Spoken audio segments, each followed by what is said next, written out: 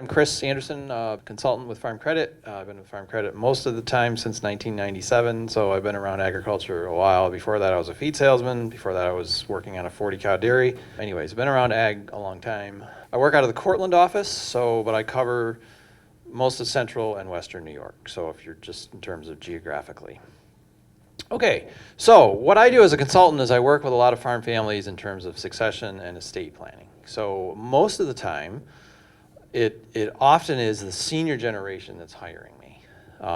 But obviously, as the younger generation is the key to the plan working, because you are the recipients of that plan in a sense. So what I've called today is growing into a business. How do you go from point A to point B to meet your goals, right? Because the senior generation, if they're the landowners, they have their goals, but you also have your goals, right? And how do you meet your goals and obtain those objectives? So I want to present 3 principles for the next generation to have a successful transition into a business. And the first one is to know yourself. Socrates, or I think it was Socrates, said to know thyself is the beginning of wisdom. So I think, we want to know who we are, what we like, why are we even considering this, and to realize that those things can change, right? I think we all, when we were growing up, we all said, well, I want to be, when I grow up, I want to be this. I think Chris Fesco just mentioned in her presentation, her 5-year-old said, I don't want to farm, right? So that was a pretty bold statement when you're 5. And her oldest saying, he's going to take over. Well, he ended up in the Navy. So so just ask yourself, if you're thinking of terms of the next step for yourself, and wherever you're at, whether it's with a farm or transitioning into a farm or whatever, but ask yourself, why do I want to do this? Because it's not an easy road, right? So just asking yourself those hard questions. So there's who you are and what you like, okay? So in other words, our values and our taste and our natural tendencies, but then there's the other part of it. What do we do, and I guess my point is there should be some kind of an agreement between what we like and what we do, right? So if for example, if we say that we want to do X, Y, and Z, but that isn't really, maybe that was something that our parents told us we should be doing, or we're trying to follow in somebody else's footsteps, but is that really what we want? Right? Is that really the best thing for us? So I think realizing how difficult agriculture is as a career, because of financial reasons, because of the transition, the capital that's required to get into agriculture, the first thing you got to ask is this really what I want to do? So I gave you a couple of assessments that you can do, and these are ag assessments, and one is out of Maine, University of Maine. And the other one is smallfarm.org. And there's just a couple, just resources you can use just to say, hey, is this something, that's really for me? And it just goes through all the, the different parts of agriculture, just from a personal perspective, from a financial perspective. And it's just a chance that you can really go through and say, what is best for me in terms of agriculture. One possibility, I guess, you could perhaps, go to is you get all through that, and it might point you in a different direction. Who knows? The second thing, so if you take an ag assessment, self-assessment specific to ag, then the second thing I would say is, we use this actually a lot when we're working with farm families, is everybody takes a personality test. Whether it's Myers-Briggs, which costs money, it's $30 a person or something. And then the one on the bottom, the Jung, J-U-N-G, he was a researcher in personality and psychiatry. So anyways, that's the one on the bottom is free. So if you wanted just to do a free one, if I'm going to go into partnership or merge with somebody or work into a business, it's not to say that if you have somebody who's a really high dominant person, and you're a really high dominant person, that doesn't necessarily mean that you can't work together, but it just means that you need to know that up front. So if you're thinking of like coming into a business, whether it's a family business or whatever, even sometimes, in a family situation, husband and wife even sometimes, like how does it fit best? Those personality tests are not meant to say, well, we are so, diametrically, going to be in conflict that this is just a bad idea. It's just meant to say, well, be aware of what you're going to have to deal with, right? And so I'm working with a young person right now who was approached by another farm next door, and the young person's very successful, small dairy, he's built it all himself. And the neighbor next door, who's also a successful large dairy, approached this young person and said, hey, what do you think if we merged? So, we're asking all kinds of questions in terms of, well, how well do you know this person? How well do you get along? Have you seen this person interacting with his employees? And, how would you react to being in a, let's say a minor partner role with this person? And the other thing we recommended is to do this: take a personality test, the couple, the two of you, and just so you're aware going in who each of you are. The one thing that other things that can come out of this as well, if let's say you come out and a lot of times you'll take these tests and you say, well, yeah, that makes perfect sense. I knew that about myself, but maybe didn't want to admit it.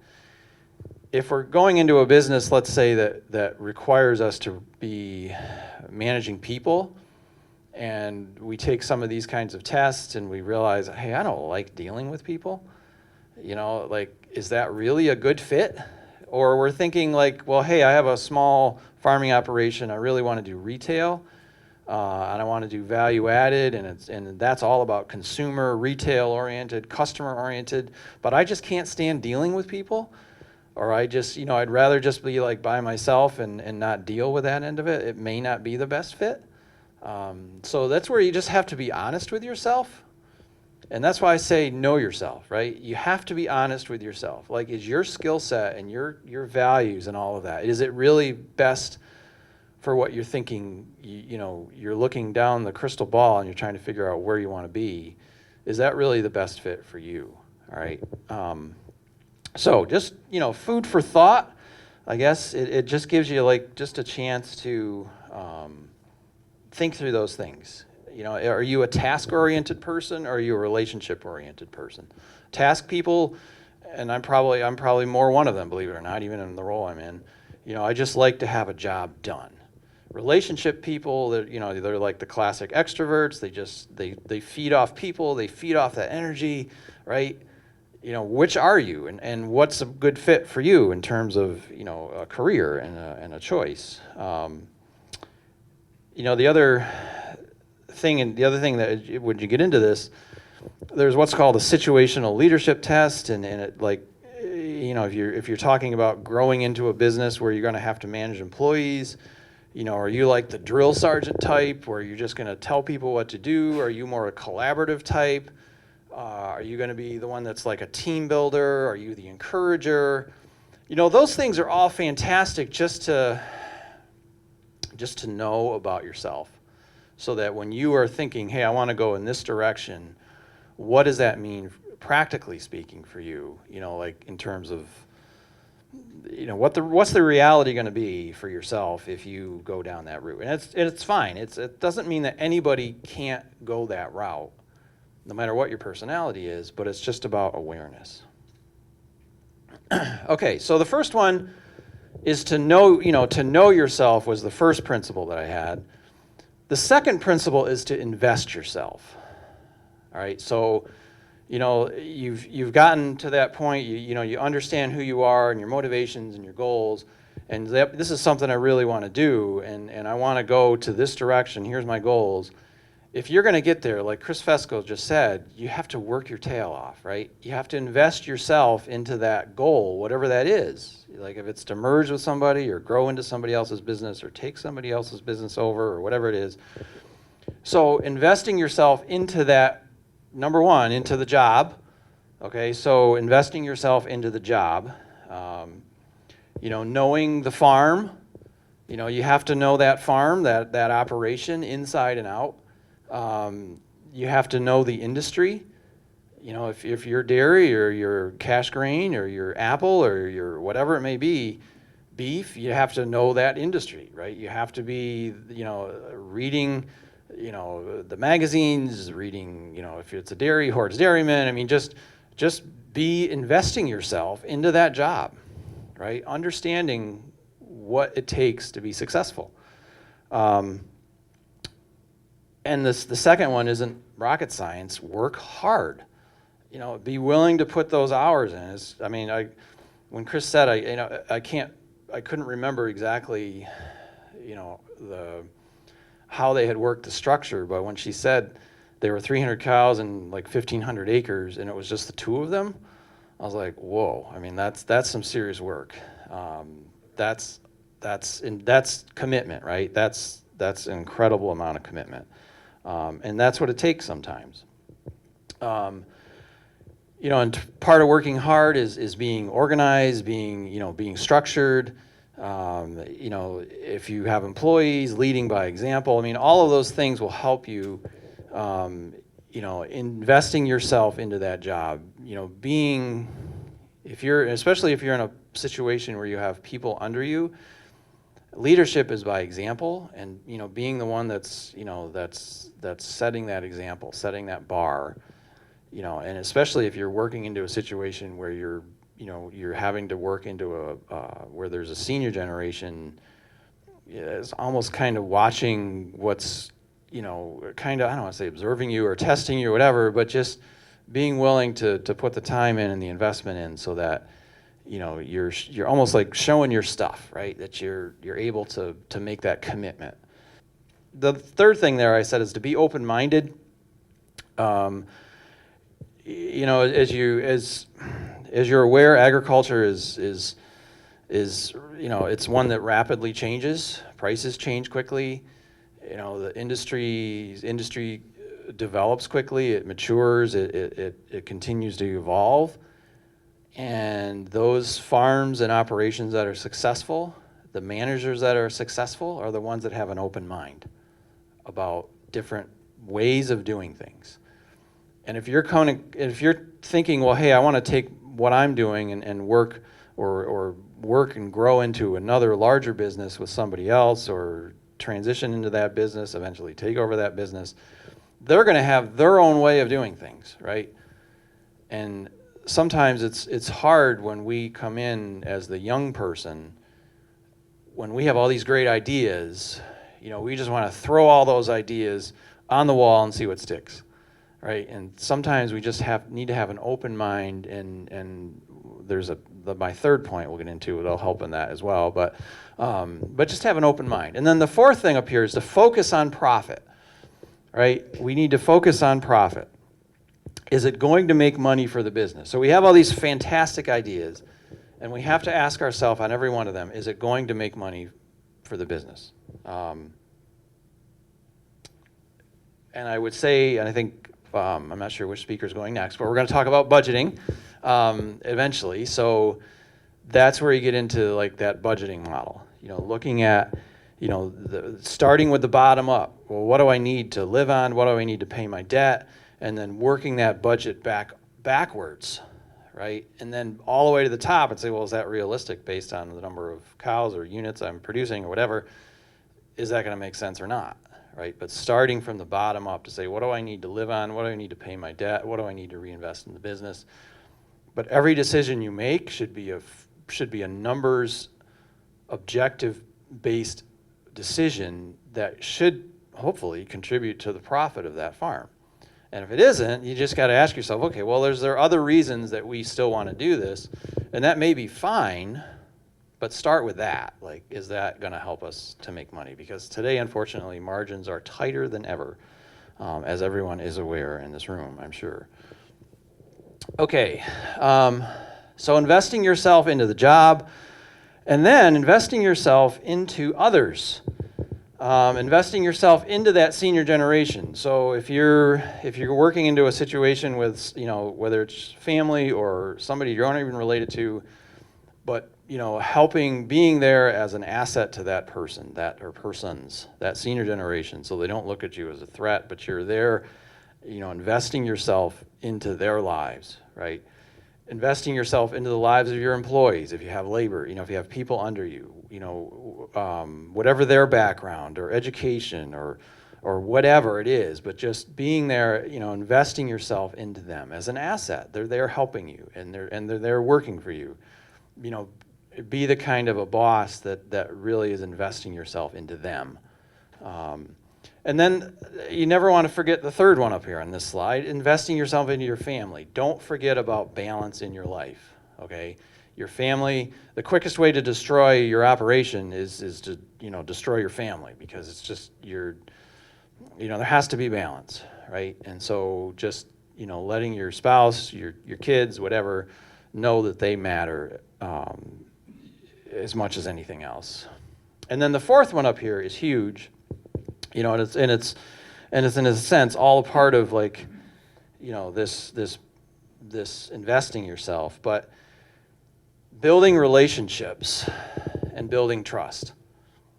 Okay, building relationships, can happen. Trust can happen in many ways.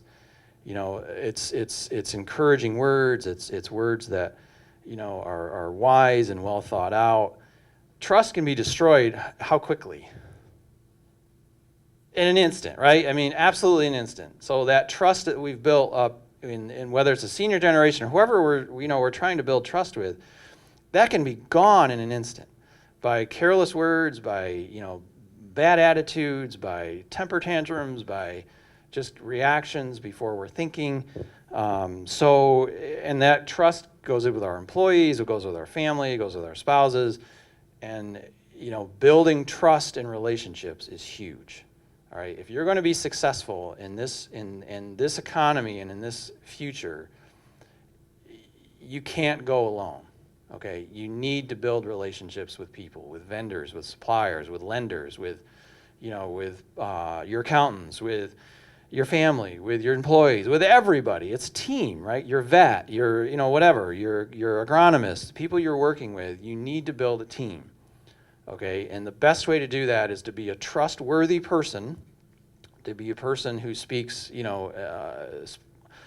not without thinking, and says words that help build trust and build relationships with people, because we can't go it alone. There's this whole idea of social capital. So capital is think of an investment, and so. I just have this it says, when we make deposits of kindness and courteousness and fairness and honoring our word and apologies and patience, we're building capital in our relationships. If we use harsh words, if we make fun of, we criticize, if we're late, we're not people that keep our word, we're breaking promises, we're going to kill trust, we're going to kill relationships, and we're going to pull down the capital that we've built with others. All right, so whatever situation that you're in terms of, well, I'm thinking of this for the future, this part is huge, because no matter what your goals are, you have to build relationships with people and be trustworthy. Okay, so investing yourself, investing in your job, investing in others, and then the last thing is invest in yourself.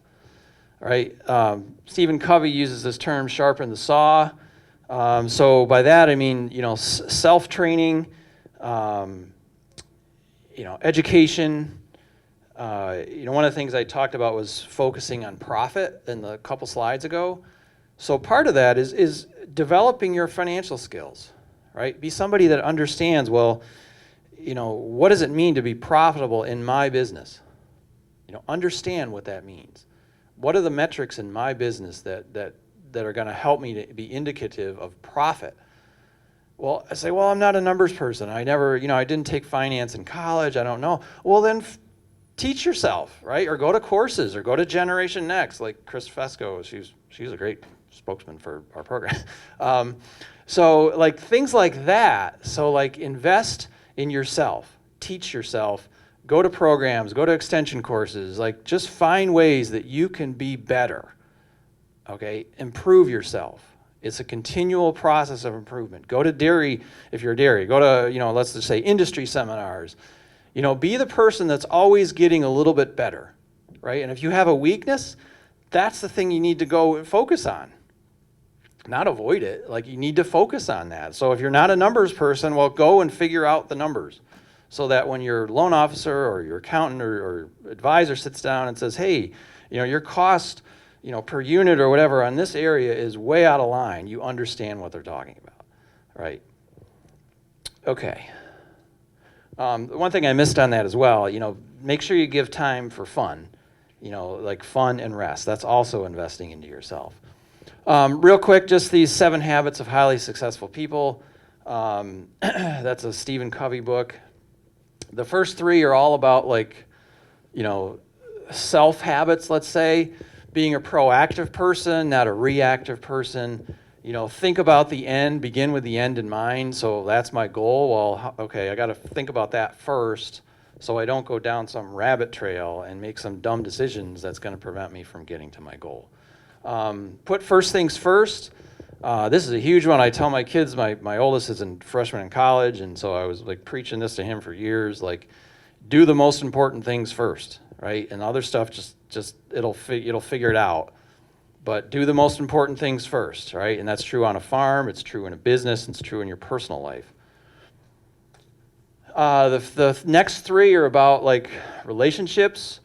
Just think win-win. Okay, so if you're going to work into a business with another farmer or somebody else or whatever you're going to do, or you're going to expand, or think of a way that everybody wins, because it isn't just about you. Okay, I hate to bring that message, but it isn't, right? It's about again, partnering and it's about relationships and trust. How can we make this work for everybody? If you're communicating, and Erica Lubner is going to talk after the next break, and she's fantastic. When you're communicating, seek first to understand and then to be understood. It's not, a lot of times when we communicate, it's all, well, I want to just be heard. And it isn't so much you even want that person to understand you. It's just you want to make your point. Well, just do the time out and say, no, I want to first understand that other person, all right? And then I'll try to be understood. Okay, but seek first to understand. And then the last one is synergize. It basically just means bringing everything together in a mutually beneficial way for the greater good. All right, and then the last one, this is where he basically talks about that sharpening the saw. Okay, is renewal and continuous improvement. Okay, and my last of my principles. So the first one was investing where? Well, first, exactly. Investing in your job, investing in others, and then investing in yourself. So that idea of investing, then the first principle of all was to know yourself. Second one was investing yourself. And the third one is to be patient.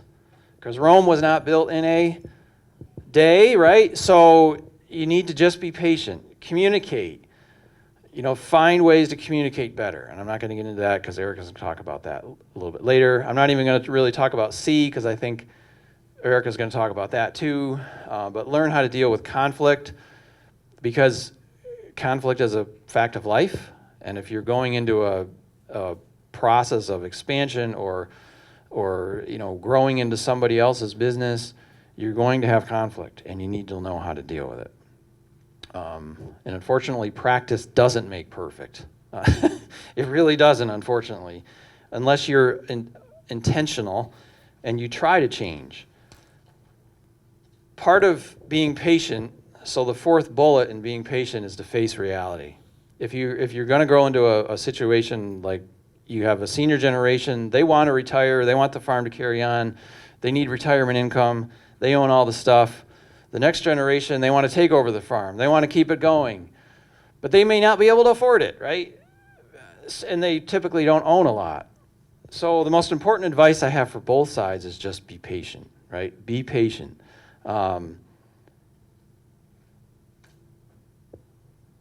Most of the time, both sides have the same goals. Work with an expert. As Chris, fantastically explained when they were going through this process, work with an expert to help you get a win-win. A plan that's sustainable, that's affordable, that's profitable. It took decades for that senior generation to get what they have. And I think a lot of times younger folks like, well, I want that new pickup because that's what that's what dad has. I want that new tractor because that's what I see the neighbor has. And realize that, when they started, they didn't have all those things. They didn't have the latest and the greatest. If we want the latest and the greatest, we can, but there's a huge cost to that. It's debt. It's digging that hole that Chris talked about. So just be patient, right? Just, again, start out modest and keep debt low. All right, there's so much more I could say, but all right, so there's lots of ways technically to make all of this work, and I'm not even going to go into them. They're on the slide there, but the most important thing is the people. If you want this process to work, it's the people involved. It's you, it's the senior generation. The other stuff is just details, right? But it really gets into your, investing, knowing yourself, investing yourself, and being patient through the process.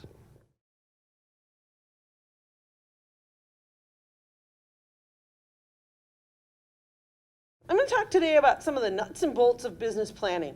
Some of this stuff is not terribly exciting, but I think this is what we need to do. This is part of what we have to put together to show ourselves and to show the folks that we are doing business with. That's where we're at. So that's the region that I cover. Just want to talk a little bit about business planning and why it's important. And it's really important whether you're a startup business on your own or whether it's with an existing business, because in either case, we need to know, is this a viable business? And that planning process helps us figure that out, whether or not that's successful. The other piece is if you're looking at getting involved with an existing business, mission and goals. Are you all heading in the same place? Well, this planning process and working your way through it will help identify whether or not you are.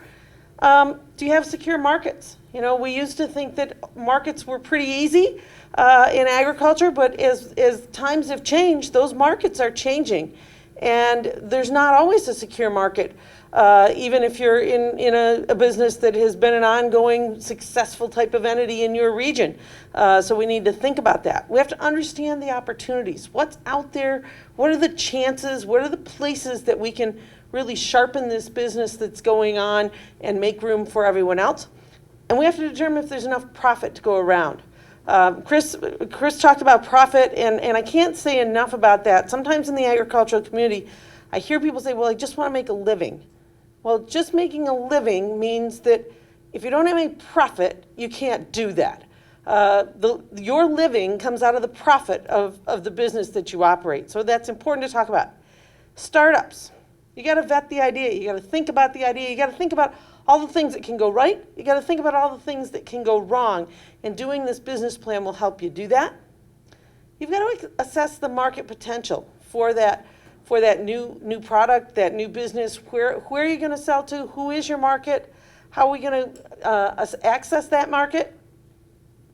We've got to have an inventory. We've got to know what we've got to work with. What are the assets that we have? What are the assets that we need? Those are the things that we're going to be able to work through. The business plan will also help you identify some resource gaps and determine if there's potential there for profits in that new venture and identify those capital needs. So these are the key elements. And we're going to talk about each of those very, very quickly as far as what a business plan has. So we start with a description. What's the mission? What's the vision for the business? What are the products and services? Where is it at? What's its size and scope? What's the timeline that it's on? This is just sort of generally, what's this business all about? What's the idea that we're thinking about? But getting that down and explaining it. And as we talk about business planning, I often hear entrepreneurs say, well, I've got a plan. It's kind of all up here, and I know it's going to work. But one of the things that writing down that plan does is it gets us to take a look and say, is that really going to work? And you start to write it down, and some of those bits and pieces, you start to find where there might be some places that we need to shore up a little bit. oh, there's a little chink in the armor over here, and I hadn't thought about that until I really started to write this down, until I started to do some budgeting and put some numbers together. So I think that's a really important piece.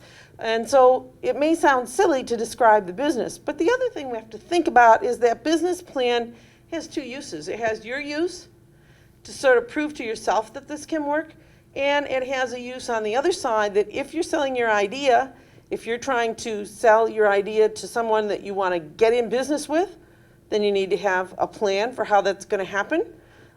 You also, if you are starting a business and you need some outside capital to support that business, you're going to need that. And one of the things that happens out there in the world of finance is the person that you're sitting across the desk talking to about your business plan, they're a representative for that financial institution. And they're going to have to go sell it probably to someone else if it's a very big project to get that through the works. And so you need to give them enough information. That business plan can help you to do that. So marketing strategy. That's another place where I like to think about it from two perspectives.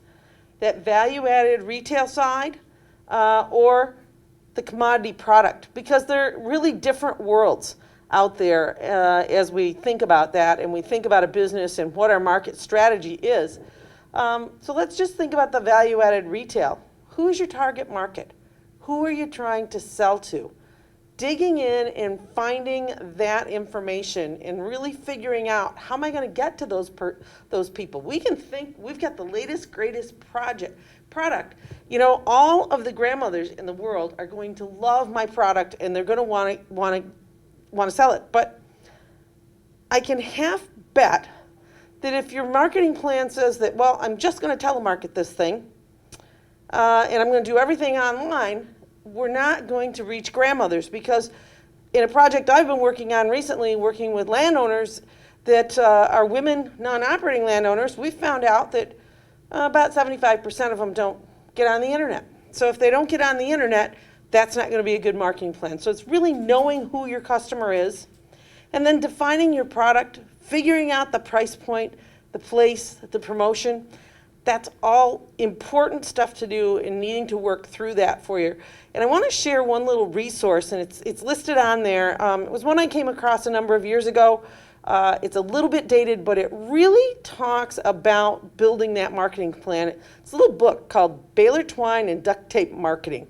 And I like that tool because, one, it leads you through the process, but it also says it you don't have to spend hundreds of thousands of dollars on advertising, maybe to sell something. There's lots of free ways to do promotions and to get the word out about what you're doing. But I would say that's a really neat little guide for helping you think through if you're a startup business on a small scale with figuring out those markets. So then over on the commodity side, we have to remember that we're a price taker. We're going to have to compete. So we have to become a low-cost producer. We have to figure out how we're going to manage for the ups and downs in prices. Any commodity out there, it's going to have price swings over the years, whether we're dealing in commodities like minerals and in gold, or whether we're dealing in commodities in agriculture like corn and soybeans and milk. There are going to be ups and downs in prices in the commodity world, and so how are you going to manage that? How are you going to get through that? And in today's world, market access. I have had a number of people come to me over the last year or two and say, I want to get started in the dairy business and I'm going to ship my milk to X. Oh, really? I didn't know X was taking on new producers at this point in time.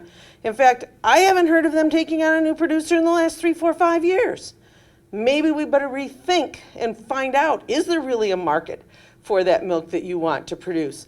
That's an important piece, and that's something that maybe we haven't had to think as much about sometimes in agriculture of late when we were commodity producers. But clearly, there probably is a market out there, but is it the market that you want to be selling into is the other piece.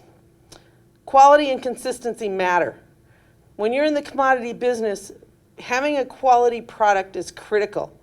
That is where if we're trying to differentiate and there becomes one of those lean price times out there, quality is who gets the sale sometimes versus somebody that maybe has lots of it, but geez, we're not doing so great on quality. If we know and that, we know that they're going to scrutinize grain more heavily in years when there's lots of it around. You can't afford as a startup to have a business have a truckload of product refused. So I think that's something that we think about if we're into the grains, if we're into dairy, even if we're into some of the processing vegetable crops grown here in Western New York. That's an important piece to think about. And so if you're getting in and if you're starting a new venture or changing a venture, how can you be the top quality producer on the block? You want to be one of the top end producers, not on the others. And then reliability of delivery. Will you be able to deliver what you say you will, when you say you will?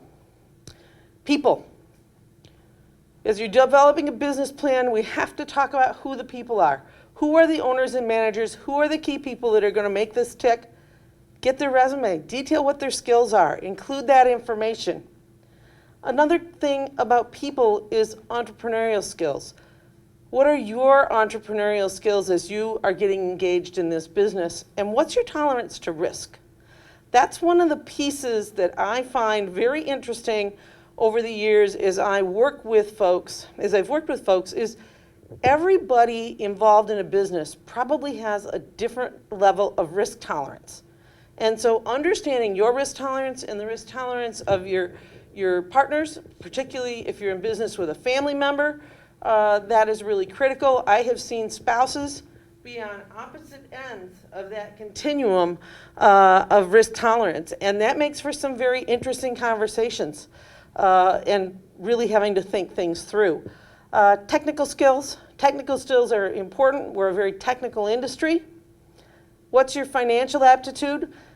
Chris talked about that. I'm going to go quickly over that one, but that's important. And then follow through. Can you be depended upon? I think that's a really critical piece, particularly when you're working into a business.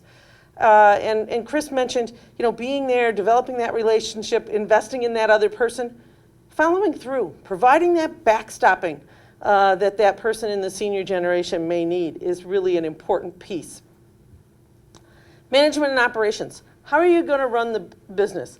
The details of what you plan to do and how you plan to do it. This may involve pictures, it may involve drawings, it may involve a narrative of what you're going to do and how you're going to phase into this project that you're working on or this startup business that you're doing. But that's important. Certifications. Out there in the world around us, there's a lot of different ones for different kinds of businesses. But that's another important thing is there a certification that you're going to need in order to be able to access the market? We didn't think about that maybe as much in years past as we have as we do in the future, but those are becoming pretty standard procedure out there, particularly in any business that isn't absolutely a direct retail business. Very small scale, direct retail, probably don't have to be certified by anybody right now. But if you're actually going to sell through someone else, they're going to want those certifications. What's your capital needs? What's your need for land, buildings, livestock equipment, working capital, inventory? Are you going to have to borrow capital to get it or not? How much do you have to personally invest, and what is your personal investment in that business from a financial perspective is really important. Again, if we're looking to make a change in a business or we're looking at a new startup and we're going to have to go buy some things, we need a detailed list. What are the things we want to buy, we think we need to buy, and what's it going to cost, where are we going to get it from? Those are things that we need to be able to show and back up as a part of that business plan. This is where things start to get real in business planning, because oftentimes, we have champagne taste on a beer budget. And that's where we start to say, well, I really thought I needed that new, but you can probably get good used for a third the price of new. And okay, there's a place I can save a little bit, not need so much, that I don't have to maybe have as big a payment on things as I go along. that is one of the places that I really find that people go back to that list of capital needed and really sort it through and sift it through a number of times as they're putting that business plan together to say, okay, I thought that was a need, but maybe it was a want. And so working through and putting that together, and then the justification, where's it going to fit in? Why is that important? By making that list, it makes us think through those pieces, and then it also allows us to be able to provide the justification to anybody else we're trying to maybe sell this plan to. Financial analysis and projections. Those are the meat and potatoes of a business plan. All of this other stuff is part of what feeds into it, but when we really get down to the brass tacks of what are people really going to look at in a business plan, and this is also the part that's what's really important to you. Starting from the bottom up. Remember back at the beginning, I said, how much do you need? How much profit do you need to live on? That's where we've really got to start. And then these are some of the tools that we're going to use along the way. We're going to look for a balance sheet, and if you're probably going to be needing to borrow any capital, you're going to need both a business and a personal balance sheet. And that details the assets that are owned and any money that we owe to someone else.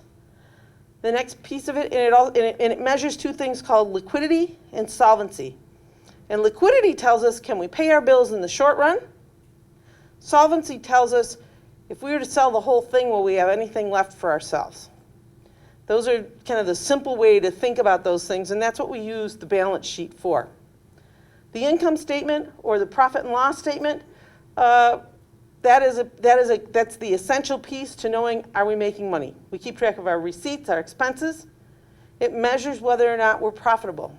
Because when we get all said and done in a business, the profits are what we use to pay ourselves and to make new investment in the business. So we have to generate enough profit to be able to make new investment if we want to grow the business, if we want to make changes in the technology we're using, any of those kinds of things. It takes profit to do that. And so that's where we're measuring the profit.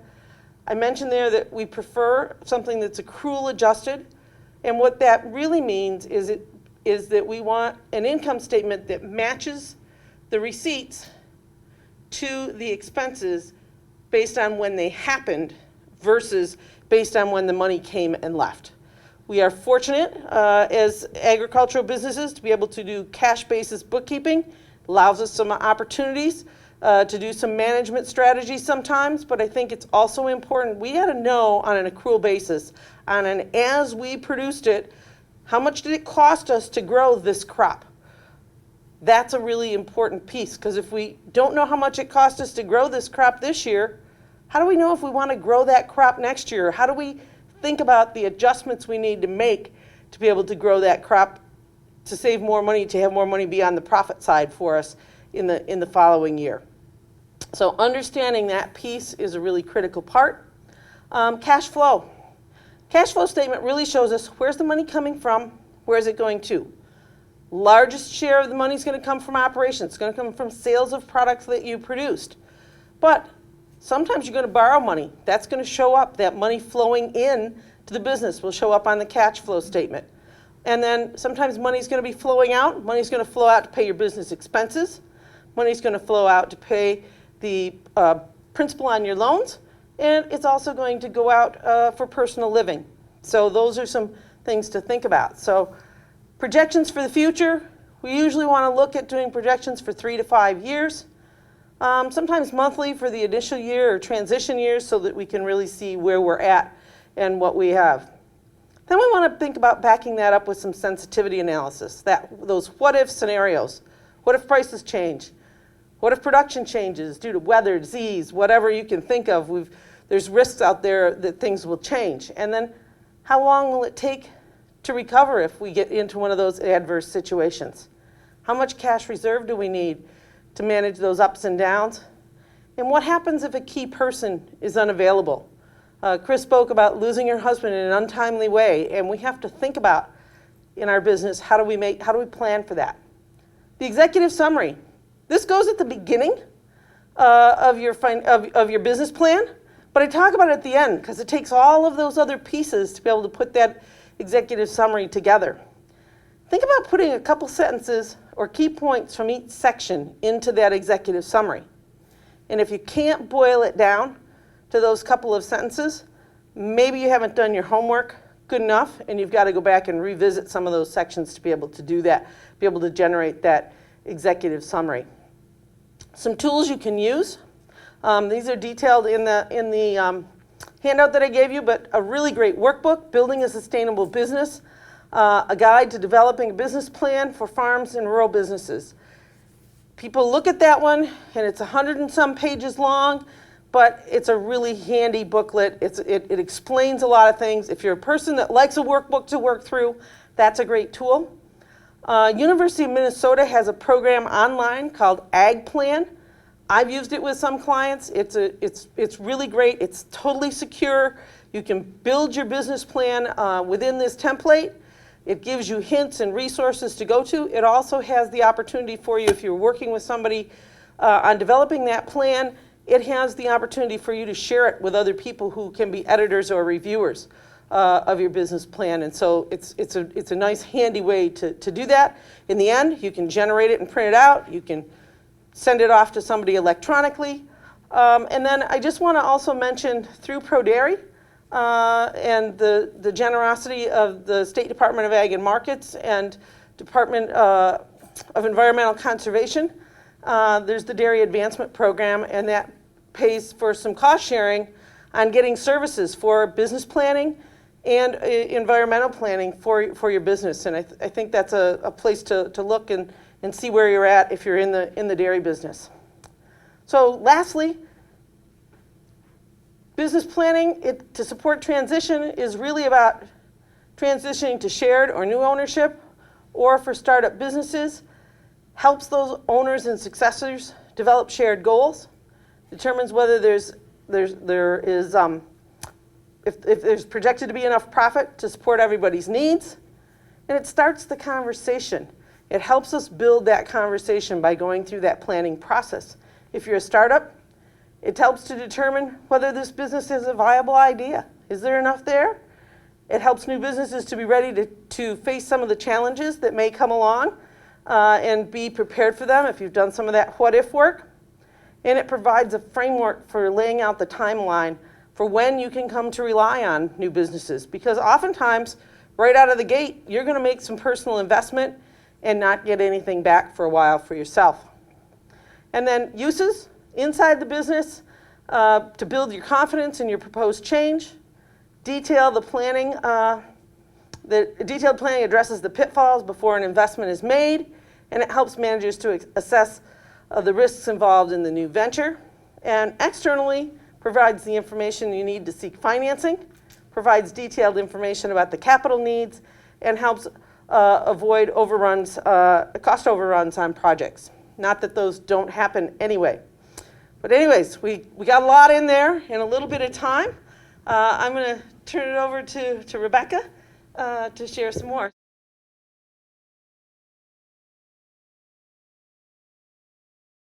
My name is Rebecca Ferry. I work with Dirt Capital Partners, and we are a access to land capital company. I'm going to talk a little bit about what we do at Dirt Capital, and then I have a couple case studies that we've done as well for you to look at. My background is I'm a dairy farmer, and then I also have been working in lending for the last 12 years, and we've gone through a transition from my parents to my generation as well. So any questions, whether it's Dirt Capital or personal, I'm open on any of those things. So let's see. So this is Dirt Capital. We have 23 different farm properties. We've put out about $15 million throughout New England. Of these properties, there's 11 as organic dairies, and 11 that are diversified in either meat or vegetable or cheese sales, and 1 organic grain. About 3,800 plus total acres.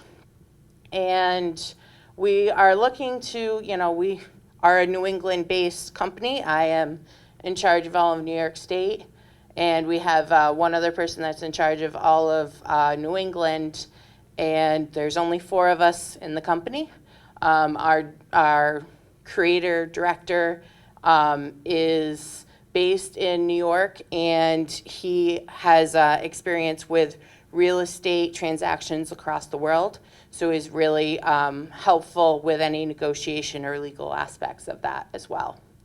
And we have one chief finance officer that helps with all of the administration of everything. So pretty small company, but we try and maximize as much as we can with doing that.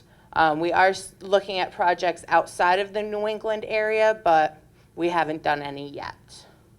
So Dirt Capital is a technical partner for farmers for land access and transition.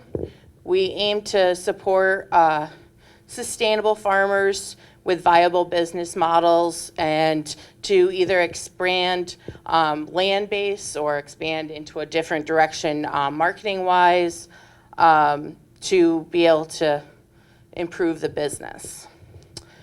These goals are dictated by our source of funds, which is mostly individuals or family offices who want a portion of their investment portfolio to go into sustainable agriculture and management to help rural economies as well.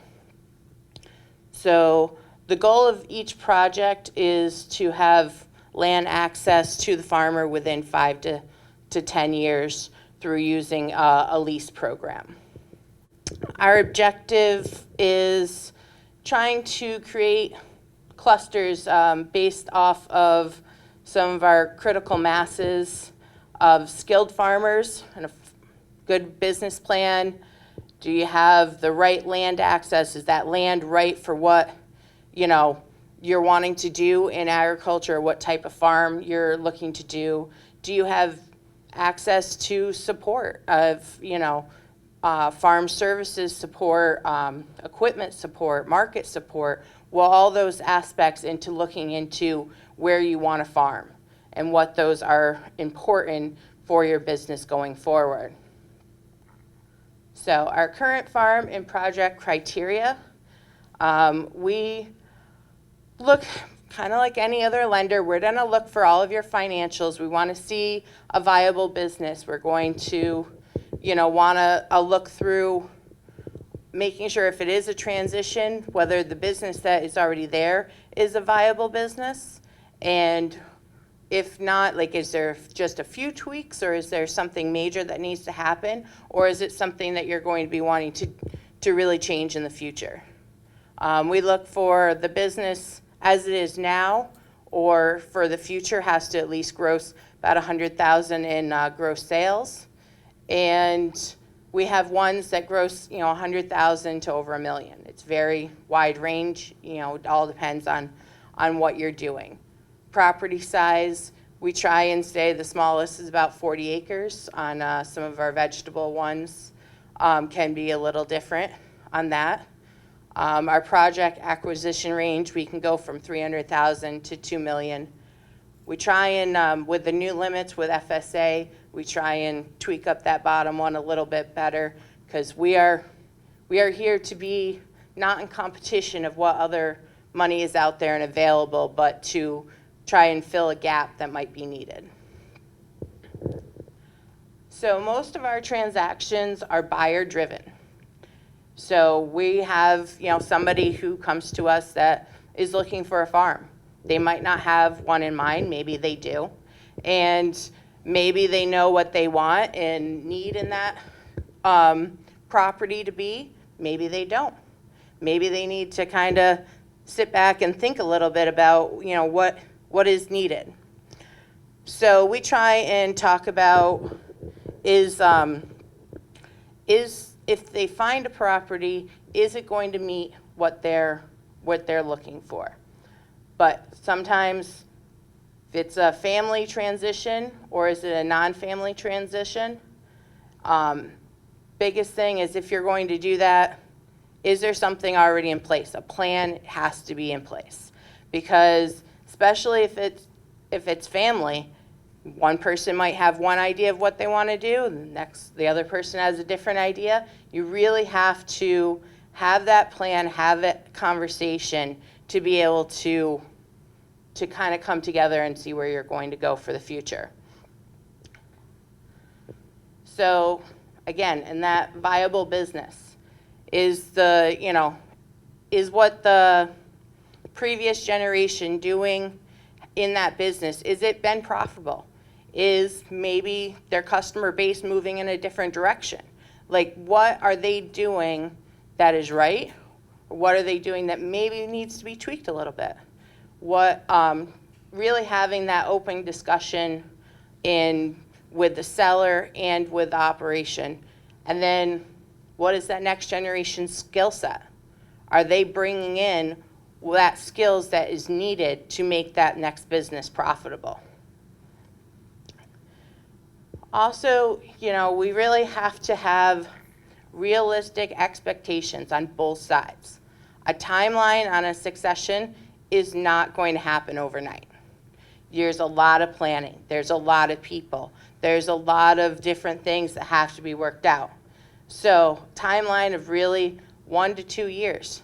If you're on the seller side, you're looking at 1 to 2 years to be able to maybe find a buyer, be able to get that buyer set up and ready to get in there, and to execute a management transfer to allow them some time to get to know that business. If you're from the buyer standpoint, you need time to evaluate a business that maybe you want to go into, or a property that you need, you need to take that time to really get to know that property to make sure that it's the right fit for you. For Dirt Capital to get involved into that process with you, we'd like to, the high likelihood that we would be needed in the transaction would be a good thing, but it doesn't always happen. One thing that Dirt really likes to bring into that time is working with other people. We, to help mitigate our risk and everybody's involved, is to do partnerships, to do, can we bring in, farm credit? Can we bring in FSA to do part of the deal? Can we, talk with the seller of how about they just take over the operation and not the land right now? Or do they take over we come in, take over the land with a long-term lease with them, so that way they can figure out and get the operation up and going and get that work on paying that down to then be ready for that land purchase. Those are all parts of the plan that needs to be set, because if the seller isn't able to, go that long term of them wanting to hold the mortgage or them wanting to hold a long-term lease, that's where we can come in and be able to help with that time frame of we take over the ownership of the land, we do that long-term lease that is needed for that farmer to be able to work on that transition. Evaluating the farmland. So you need to focus on the assets of the farm plan and what what we were just talking about on the business plan. What do you need? Because a vegetable operation isn't going to need the same as a dairy operation, isn't going to need the same as a value-added operation. What is needed for your operation? You really have to know that. And that goes back to Chris's presentation as well, is knowing yourself, knowing your business. So when you're taking that understanding and taking it into real estate, is looking as what kind of soils do you need? What kind of drainage do you need?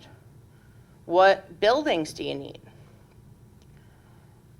Focusing on things you can't change. If you need 200 acres of continuous pasture to be for your organic certification, then you need to have that. That's not something you can change. If it's different than if you need a vegetable operation, you need good drainage for your vegetable operation. And, that's somewhat you can change, but if you're also flooded by a river, you're not going to change that real easily. So you gotta think about those things. Markets. If you're a value-added producer, you need to be where the people are. You need to be where your customers are. So that's, you can't be up and hidden in the Adirondacks where you might see people 3 weeks out of the year. You really have to know where your business is. Also, commodity markets. Where are your processors? Where are your buyers? Where are your distributing routes? That has become huge with the dairy market as well. I mean, looking at, Maple Hill, looking at Organic Valley, any of the ones, any of the big co-ops as well, is where is your farm located? Are you located on a route? It's not just for the value added anymore. Water. Water is huge. And it's also, it's hardest to be able to do your due diligence on because it's the most expensive to do that. But one thing that you can do for free is, walk around, talk to your neighbors, talk to the neighbors of that property. What have they had for water issues? What have they seen seasonally changes? Is there always flood in this one part of that field? What have they had issues with water of drilling a well or not, or any of those things? So the property and purchase risks to manage. What are some things that we can watch out for and try and manage? So again, the drainage, knowing what you're looking for. Environmental concerns, not just, there's history, there's flooding, there's erosion, but there's also, is there an orchard there? Is there, something that you're going to need to try and, when you go to try and till that up, you're going to be seeing a lot of roots that are going to be a problem while you're trying to do this? Is there possibly an old farm dump somewhere in there? You don't know until you start really trying to look around, and you have to try and look at different signs when you're looking to purchase property. The buildings and soils may be depleted. And if the purchase price doesn't reflect that, then you don't want to buy something high. You want to make sure that you're not buying barns that you think, oh, I can fix them up, and good windstorm and they're down they go, and you just they put a value of $50,000 on that barn. Nobody was going to insure that, it's obviously was going to blow down pretty easily. So that's, very important. And if when you're looking through a property, are you seeing different things that might need to be tweaked or might need to be fixed? Are you talking with the seller and maybe negotiating a price down, a contingency, or either they fix it or they take it off the price? Those are some big things that can save you a lot of money down the road. Is the farm itself just too expensive? You don't have to, just because it's a list price doesn't mean that that's what you need to take it for. And you can offer something, but you need to have an appraisal, whether you're financing it or not. Have an appraisal done by an agricultural appraisal. So that way you know really what that is worth, and try and use that to not overpay.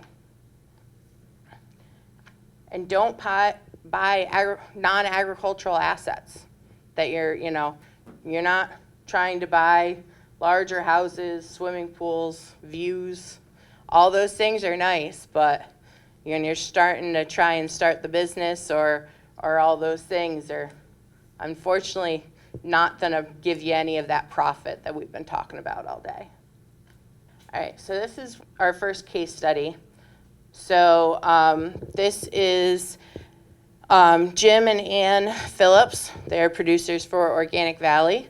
They're located in Cortland, and Marathon to be more specific.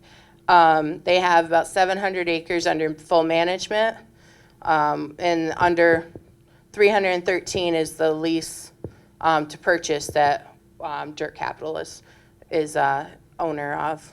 They are 100% grass-fed organic dairy. They connected with Dirt Capital in 2013 through Organic Valley at the time. They were leasing a similar property which they found through Extension. It allowed them to get started, but it wasn't for sale at the time, and they were looking to make that leap, and it needed improvements to increase efficiency and be able to expand the herd numbers. Leasing is an important step because farmers can build their markets, build equity, develop a track record, and understanding what that property can do and what it needs to do to suit their business. It is common for farmers to invest significant time and effort in developing resource base, the operation. So taking those takes years, decades, generations, you never know, to be able to get that capital intense part that agriculture has. Jim and Ann had tried to purchase this farm in 2011, but the offer fell through. So Dirt Capital and the farmers contacted them again in 2014 and were able to purchase in 2015.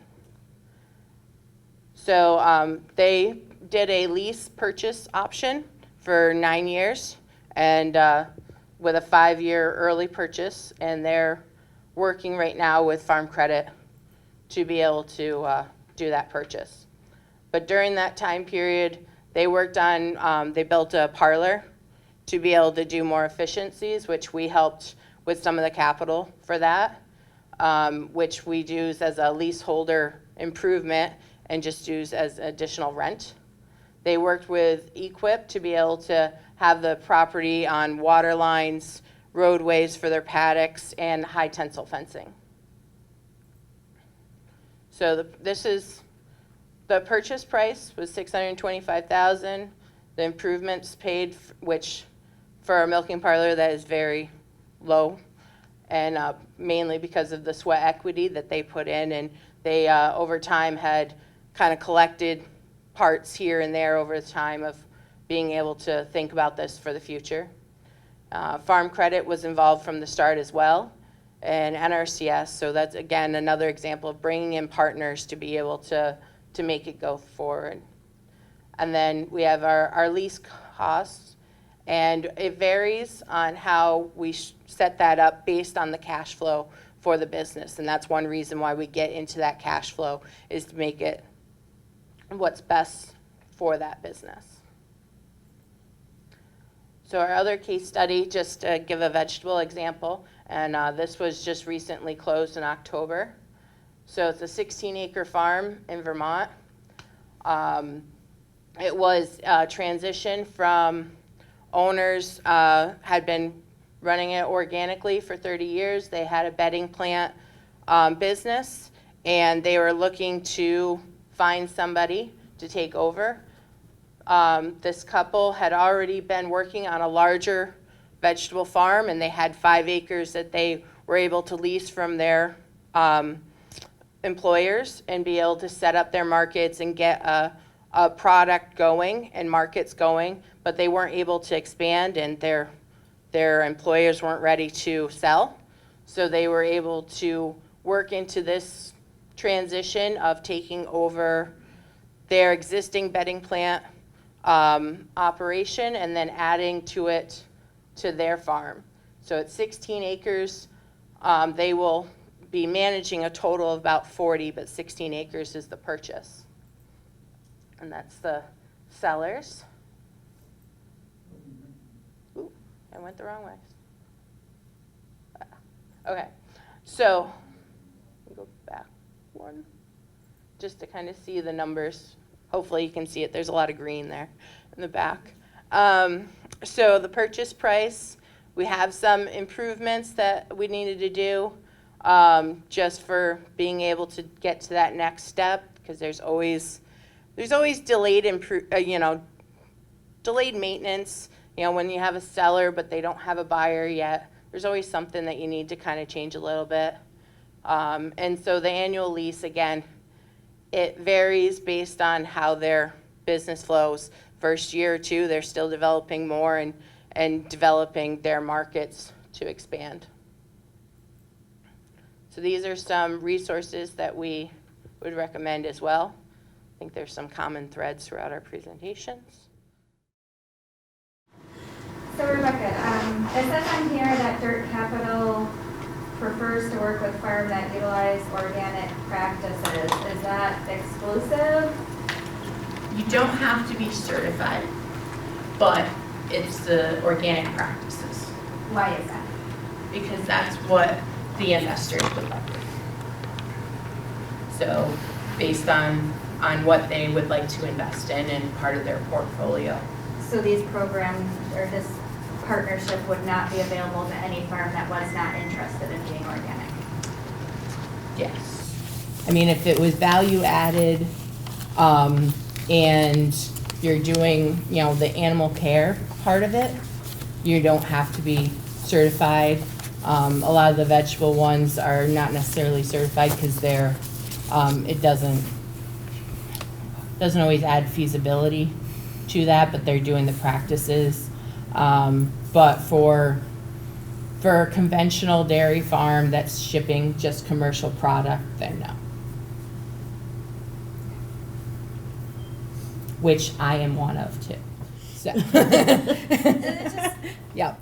This is really nice, and to have somebody that can help you work through, okay, we gotta, and that's been our approach, we buy one thing at a time. Get your cows paid for, you get the equipment paid for, and then you move on to buildings, and then you can move on to land. To have somebody that can work with you, this is really nice, but.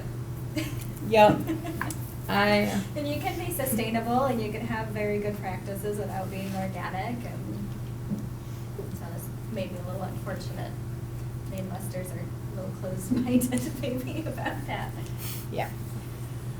Are either of you aware of any other types of similar business lending type models that might fit? I know Iroquois Valley does some stuff, but I'm pretty sure they have the same standards on that. There isn't a lot. Right. I mean, the only, just back to more traditional lending, I mean, Yeah.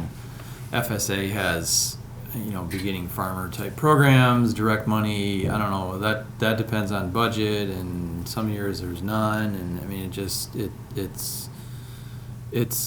you know, they'll, in the old days, let's just say that, you know, FSA would be like, there to provide somebody who may not have equity. They'll lend to a higher loan to equity ratio, loan to value ratio, and so they would also lend on a 40-year note. And so a lot of times, like a young farmer who's looking to buy a farm, you know, FSA, you know, years ago would, or you know, FHA back in the day would have those direct loan programs that, you know, that they would allow a farmer to get started. But the idea is they're going to graduate. That was the term they used, was they would graduate to somebody like Farm Credit or, you know, commercial bank or whatever. But they would be like that first lender for a young farmer who wants to buy land, buy the farm. And then eventually, as their equity grows and they get that loan to value ratio a little bit more appealing to a commercial bank or to Farm Credit, we would come in and, you know, pay out that loan, and FSA would, you know, in a sense, they would recede in the background. And then, so today, in today's world, my experience has been there's not a lot of direct money available. I don't know if that's... In my experience is that it doesn't hurt to get the application in, because the challenge that we have with that is they get money at the beginning of a fiscal year. Yep. And they have people that they've approved, and they may have approved those people 1 or 2 or 3 years ago. They may have approved people 2-3 years ago, or they may have approved them in the 6 months, but they're gonna have a list of approved people, and they're gonna work down through that for the money that they've got. And sometimes people, I have found that, gee, I thought I was a long ways down the list, but 2 or 3 others had either given up or Right. had found alternative sources of capital, and so they were able to get in there. So I say, it never hurts Yeah. to try that route, but it certainly is one that you have to have a lot of patience. Right. Yeah, and I'll warn you, the paperwork Yes. You know, there's a lot of paperwork with FSA for a direct loan. But it's And their scary. guaranteed program is the Yeah, other piece. yeah, and so then the other thing, like if you can meet our, like farm credit, for example, our loan to value ratio, and you have a down payment, or you have something that could give long-term equity, we will lend farm credit, and on commercial banks as well, with FSA guarantee. So FSA will, the farm credit is the one lending the money, but FSA is behind the scene guaranteeing our loan to the farmer. And it's a way that, farm credit and other banks can say, all right, well, that's a little bit outside of our normal risk profile because of whatever concerns, just whatever. But FSA, essentially the government is guaranteeing that loan, that if it defaults, so that is another program that's out Yes. there. Yeah, It is actually, out the there. SBA guarantees of the FSA. Yeah, yep. Kind of schemes. Yeah, it is. I mean, FSA tends to be more like the ag type, Yeah. focus, right? I mean, so, then, and also Farm Credit and other banks will do short-term money with an FSA guaranteed loan too. And by short-term, I mean anything under 10 years.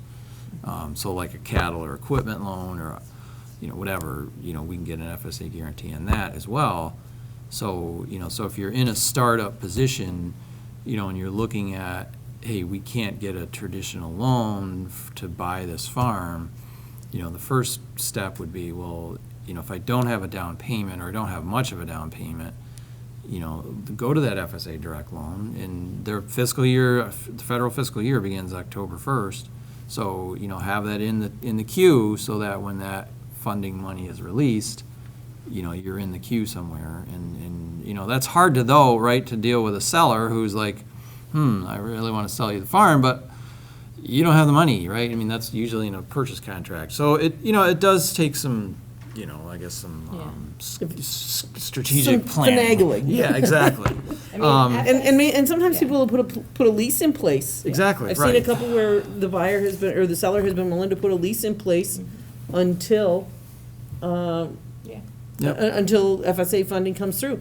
And yet when I put on my hat of talking to people in the senior generation, I'm saying, so be aware when you start leasing a property, barns can go downhill in a hurry and things like that if they're not taken care of. So there needs to be some pretty strong requirements in the lease that protects both sides. Right. And also leasehold improvements, putting in, if you're going to be leasing a property and it needs some improvements in the real property, putting in a clause for how those leasehold improvements are going to be dealt with should that lease stop.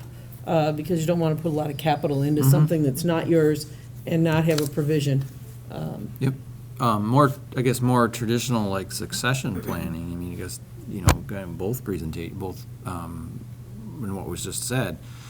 A lot of times we'll focus with the young generation, hey, let's get you ownership in the operation, the personal property, the cattle, equipment, whatever.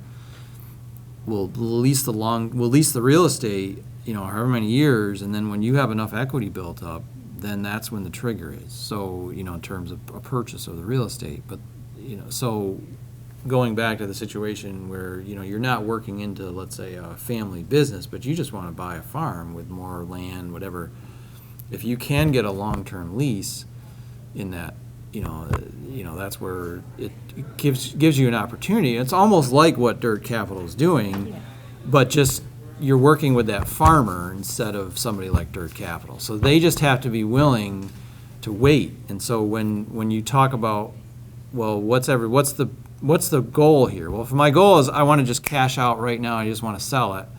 Well, that might not be the best fit. But if you find somebody who's like, well, I really want to see this farm continue in ag, my goal is to help a young, farmer to come in here. That's a kind of a person that you maybe find willing to help, wait that 5 or 7 or whatever years to lease it and then have a buyout. In the meantime, you're paying rent and so forth. So maybe it's a rent to own or something, right? But there's creative ways to do it. So you might, even though you're quote unquote renting it, still building some equity in the place. So Yeah, and just on the funding situation with FSA, they've been very strong on being able to increase their budget. It's been a focus.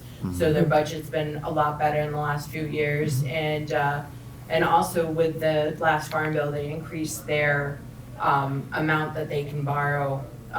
They're up to 600,000 for real estate, because, you know, when I first started there, it was 100,000, and then went to 2, and then 3, and then they finally jumped up to 6. I mean, it's hard to be able to purchase real estate. I mean, even 600,000, depending on what you're looking at, isn't going to fit all of that. But that's one thing too, is developing that partnership, because there is a direct, the beginning farmer down payment program, which can be, you know, you maybe have a small 5% down payment, and FSA can come in at 50%, and the other 45 comes from another ag lender, which they can still get a guarantee on that amount as well. So that's another way to be able to bring the whole situation together. But yeah, there's a lot of different options out there. It's just how you're able to do it. And when I worked for FSA for forever, it seemed like, that within that, I always would say the application is scary. Like, you get that packet and it's just, you know, you're like, oh my God, what did I even do? But you just take it step by step, one piece of paper at a time. It's all very similar. Most of it is, there's a lot of instructions on how to fill out the forms too. So it's not quite as scary as you think when you first get that packet, but it is very, when you first open it. And the other thing I have seen happen sometimes is you look at a whole farm, and there's usually several parcels involved in that. And so, you know, buying the parcel where the operating assets are, or where the buildings that you're gonna operate from are, and then gradually buying those others and getting some options in place, sometimes even getting a commitment. I've seen some sellers being willing to make a commitment that's like, okay, once you've sort of established yourself, been working on buying that piece for a few years, all of a sudden they say, you know what? We're gonna put it in our will that these people get to buy this, and our heirs have to wait for the money. You know, they're gonna whack it out. If they're continue to be successful and pay for it, that's fine. There's a million different ways to slice this thing. Right. I mean, you could be, you know, if it's somebody that you had a relationship with, you could get very creative with, you know, forming some kind of an LLC and you know, eventually doing some kind of a buyout or retiring partner type thing, where you're then just giving them an income stream that gives them a retirement. There's so many different ways. It's just a matter of, you know, sitting down and you know, finding that conversation with a prospective seller. I guess that's the first step, but, you know, and then going from there. But I mean, I will say, just a little self-promotion from Farm Credit. We do have a farm. It's called basically Farm Start. Unfortunately, it's not it's not real estate money. It's more working capital. But it's $75,000, and it's basically meant to give you some working capital. And that's a program specifically meant for young beginning farmers. That, you know, it's fairly. I don't want to say it's. The lending's, let's say, you know, criteria on that are much more liberal than a normal loan. So, in fact, it isn't. Farm Credit isn't, the board of Farm Credit, which is, you know, farmers. They're not so much worried about that loan being paid back, as they just want to see seed money going out into young farmers to help them, to give them working capital. And 20 years ago, I was a lender, and I'll tell you, like, for a beginning operation, the number one reason why somebody goes out of business is they run out of working capital. Yep. It isn't that they don't have enough sales, they run out of working capital. What does that mean? Well, they haven't figured out cash flow. You know, cash is king. And that cash flow statement, you know, if we don't have that figured out, and we're trying to run our business, and all these bills are coming due, and that match between when the income stream is and when bills are due, that's what that Farm Start program is meant to do, is give you a little seed capital so that, you know, you don't run out of cash in those first couple years.